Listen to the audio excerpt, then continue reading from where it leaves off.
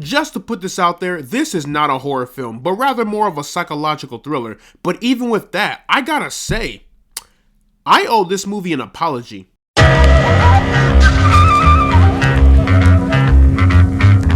So Longlegs is a brand new thriller film that is getting more hyped up than The Return of Christ. The film is directed by Oz Perkins and it stars Micah Monroe, Nicolas Cage, Blair Underwood, and Alicia Witt. FBI agent Lee Harker is assigned to an unsolved serial killer case that takes an unexpected turn. Harker discovers a personal connection to the killer and must stop him before he strikes again. Now, for those of you who may not know, this movie is getting a whole lot of buzz.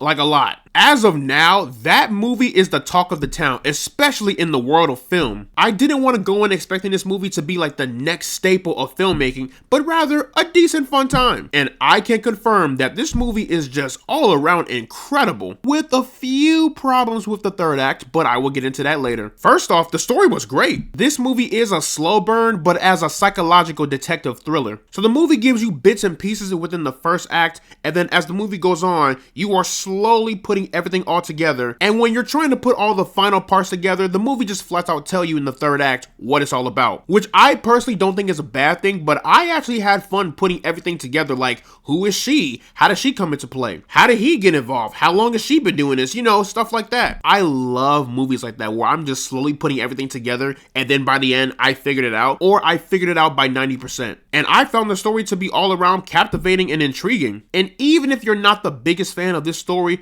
you gotta admit, the tension in this entire film, it was through the roof. The tension in this movie was diabolical. I was clenching my asshole from start to finish because you really don't know what's going to happen next. And even if you're able to predict what's going to happen next, you are preparing for the worst. And this movie did not disappoint when it came to the tension, especially in that third act. Oh my God. Throughout the entire third act, like that final scene, I had my hand over my mouth the entire time because it's like, I know what's about to happen, but damn, I don't want to see it. And I want to give the movie its love on its cinematography. The cinematography in this movie is just gorgeous. There are some amazing and impressive shots in this movie. I think the cinematography complements the grim and dark tone of this movie and also does a great job at bringing us into this sinister world. It is a beautifully shot and a beautifully edited movie. And speaking of the tone and the atmosphere, I loved it in this movie. This movie really lets you know that, hey,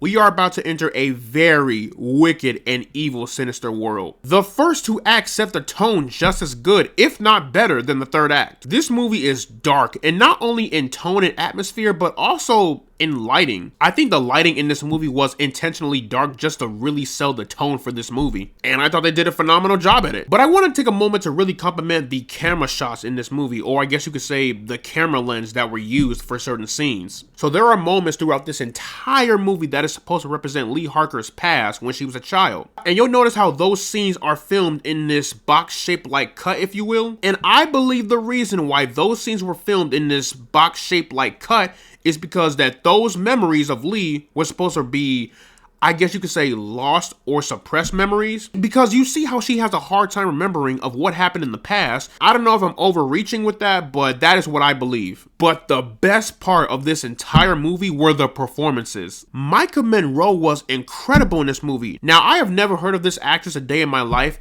but when she is on screen, she is commanding 100%. She plays this FBI agent who is kind of psychic and also kind of socially awkward, but when it comes to tracking down the killer, you see how determined and eager that she is. She's very calculated, she's intelligent, and overall, she was a pretty solid character. Even the supporting cast was great. I mean, hell, Alicia Witt and Blair Underwood, like, there was not one weak link in this entire movie. Everybody was on their P's and Q's when it came to the performances. And of course, we have to address Longlegs himself, Nicolas Cage. This is going to be a hot take, but y'all, hear me out, hear me out.